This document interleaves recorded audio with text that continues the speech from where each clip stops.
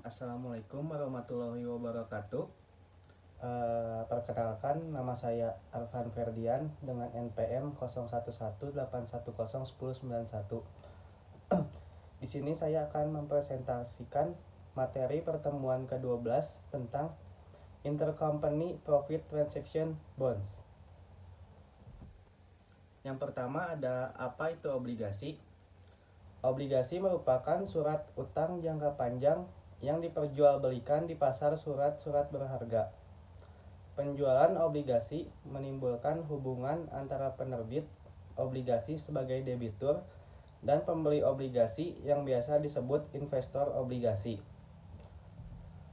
Selanjutnya ada transaksi obligasi antar perusahaan. Pada saat suatu perusahaan menerbitkan obligasi, kewajiban obligasinya akan mencerminkan tingkat suku bunga pasar yang berlaku saat ini. Namun perusahaan tingkat suku bunga pasar akan menciptakan disparitas antara nilai buku dan nilai pasar kewajiban tersebut. Jika suku bunga pasar meningkat, nilai pasar kewajiban akan lebih kecil dari nilai bukunya, dan perusahaan penerbit akan merealisasikan keuntungan. Menurut prinsip-prinsip akuntansi yang berlaku umum, keuntungan tersebut tidak diakui pada pembukuan perusahaan penerbit. Kemudian perusahaan dapat merealisasi tetapi tidak mengakui Keuntungan atau kerugian atas obligasi yang beredar dengan menembus atau menarik obligasi yang beredar. Perusahaan induk yang mengendalikan semua pelunasan, utang, dan keputusan lainnya bagi entitas konsolidasi memiliki opsi berikut. Yang pertama, perusahaan penerbit atau perusahaan induk maupun anak dapat menggunakan sumber-sumber yang ada untuk membeli dan menarik obligasinya sendiri. Yang kedua, perusahaan penerbit atau perusahaan induk maupun anak dapat meminjam uang dari entitas non-afiliasi dengan suku bunga dasar dan menggunakan dana tersebut untuk menarik obligasinya sendiri. Yang ketiga, ada perusahaan penerbit dapat meminjam uang dari perusahaan afiliasi dan menggunakan dana tersebut untuk menarik obligasinya sendiri.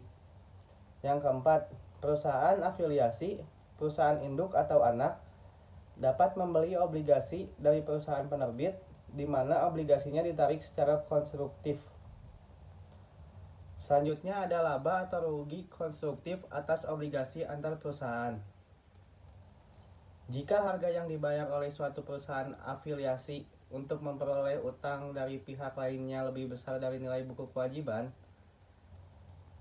akan terjadi kerugian konstruktif atas penarikan hutang. Selain itu, jika harga yang dibayar lebih kecil dari nilai buku utang tersebut, akan dihasilkan keuntungan konstruktif. Keuntungan atau kerugian ini disebut konstruktif karena merupakan keuntungan atau kerugian yang direalisasi dan diakui dari sudut pandang entitas konsolidasi, tetapi tidak dicatat dalam pembukuan terpisah perusahaan afiliasi pada saat pembelian. Kemudian ada keuntungan dan kerugian konstruktif atas obligasi adalah: yang pertama, keuntungan dan kerugian yang direalisasi dari sudut pandang entitas konsolidasi. Yang kedua, yang timbul ketika perusahaan membeli obligasi perusahaan afiliasi. Yang ketiga, dari entitas lainnya. Dan yang keempat, pada harga selain nilai buku tersebut, tidak akan ada keuntungan atau kerugian dari pembelian obligasi perusahaan afiliasi pada nilai buku dari pinjam-meminjam secara langsung antara perusahaan-perusahaan afiliasi. Kemudian beberapa pakar teori akuntansi berpendapat bahwa keuntungan dan kerugian konstruktif atas transaksi obligasi antar perusahaan harus dialokasikan di antara perusahaan afiliasi, pembeli dan penerbit sesuai dengan nilai nominal obligasi tersebut. Sebagai contoh, jika perusahaan induk membayar 99.000 untuk obligasi yang beredar, perusahaan anak yang bernilai nominal 100.000 dengan premi yang belum diamortisasi sebesar 2.000, keuntungan konstruktifnya yaitu sebesar 3.000. 3.000 itu dari 102.000 dikurang 99.000. Kemudian akan dialokasikan ke perusahaan induk sebesar 1.000 dan perusahaan anak sebesar 2.000. Hal ini disebut teori nilai nominal atau par value theory. Kemudian obligasi perusahaan induk diakuisisi perusahaan anak.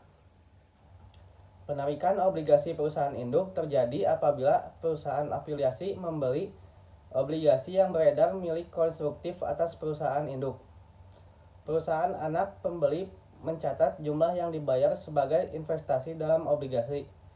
Hanya ayat jurnal ini yang dibuat baik oleh perusahaan afiliasi pembeli maupun perusahaan afiliasi penerbit pada saat pembelian antar perusahaan.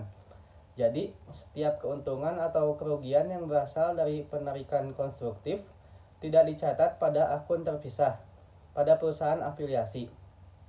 Perbedaan antara akun kewajiban obligasi dan investasi obligasi pada pembukaan perusahaan induk dan perusahaan anak mencerminkan keuntungan atau kerugian konstruktif. Di sini ada ilustrasinya ya.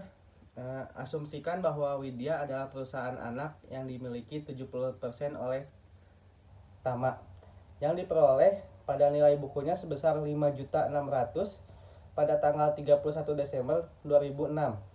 Kemudian Widya mempunyai modal saham sebesar 5 juta dan laba ditahan sebesar 3 juta. Pada tanggal 1 Januari 2008, Tama mempunyai obligasi 10% dengan nilai nominal 10 juta yang beredar dengan premi yang belum diamortisasi sebesar 100.000. Pada tanggal yang sama, Widya Company membeli obligasi dengan nominal 1 juta seharga 950.000 dari pialang investasi. Pembelian ini mengakibatkan penarikan konstruktif atas obligasi 10% Tama dan keuntungan konstruktif sebesar 60.000 yang dihitung sebagai berikut. Nilai obligasi yang dibelinya itu 1.010.000. 1.010.000 itu dari 10% dikali nominal ditambah premi. Jadi hasilnya 1.010.000. Kemudian ada harga beli sebesar 950.000.